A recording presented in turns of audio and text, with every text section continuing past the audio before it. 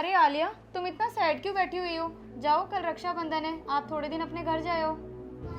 भाभी क्या बताऊँ आपको, मायके जाने का मन तो मेरा भी बहुत करता है, लेकिन मैं क्या करूँ। जब से मेरे मम्मी पापा ख़त्म हुए हैं ना, तब से भैया भाभी को तो मुझसे कुछ मतलब ही नहीं है। वो लोग ना तो मुझे कॉल करते हैं, ना ही कभी आने को बोलते हैं। मुझे तो ना ऐसा लगता है कि मम्मी पापा के जाने के बाद ना मेरा मायका मेरा रहा ही नहीं है। आलिया, तुम इतना दर्द दबा कर बैठी हो और तुमने अब तक इस बारे में मुझे कुछ बताया भी नहीं।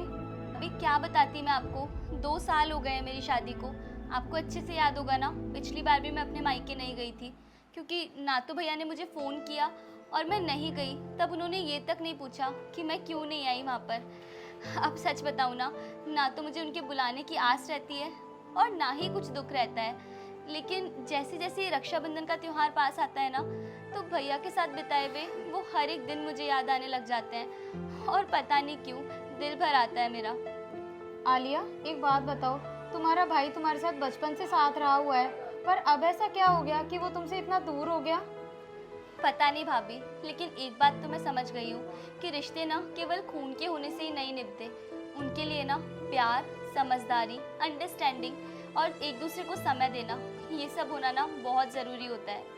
और भाभी, जब भाई की शादी हो जाती है ना, तो अगर घर में भाभी अच्छी ना आए, तो आप ये मान सकते हो कि एक ननद का ना मायका ख़त्म हो जाता है। और वही मेरे साथ हुआ है। मेरे मम्मी पापा जब तक थे, तब तक उस घर में मेरी बहुत इज्जत थी। मैं बहुत इज्जत से वहाँ जाती भी थी। लेकिन पिछले रक्षाबंधन से कुछ टाइम पहले ही वो लोग मुझे छोड़कर चले गए। और बस तब से ना भैया भाभी ने मुझसे रिश्ते जैसे ख़त्म से कर लिए।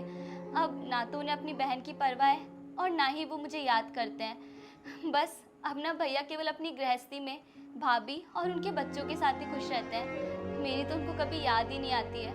वो शायद ये भूल ही गए हैं कि उनकी एक बहन भी थी। आलिया, तुम अपने भाई से एक बार बात तो करो। ऐसा क्या हो गया, वो तुमसे बात ही नहीं करना चाह रहा है? और तुमने अपना बचपन उनके साथ बिताया है, इतनी सारी यादें जुड़ी हुई हैं तुम्हारी, और वो इतना बड़ा त्योहार रक्षाबंधन, उस पर भी तुम्हें याद नहीं कर रहा है? भाभी, आपको क्या लगता है मैंने भैया से बात नहीं की होगी? जब पिछले रक्षाबंधन पर उन्होंने मुझे नहीं बुलाया ना, तो अगले दिन मैंने भैया से फ़ोन करके पूछा था कि भैया ऐसा क्या हो गया जो आपने मुझे राखी पर नहीं बुलाया, आपने अपनी राखी नहीं बनवाई अपनी बहन से। लेकिन पता है आपको भैया ने क्या जवाब दिया? उन्होंने मुझसे कहा कि उनके पास टाइम ही नहीं था, वो भाभी के पियर गए हुए थे और फिर इधर उधर जाने में उनका पूरा दिन यूँ ही निकल गया। तो उन्होंने कहा या तो तू राखी कुरियर कर देना, या कोई बात नहीं, मैं वैसे ही मान लूँगा।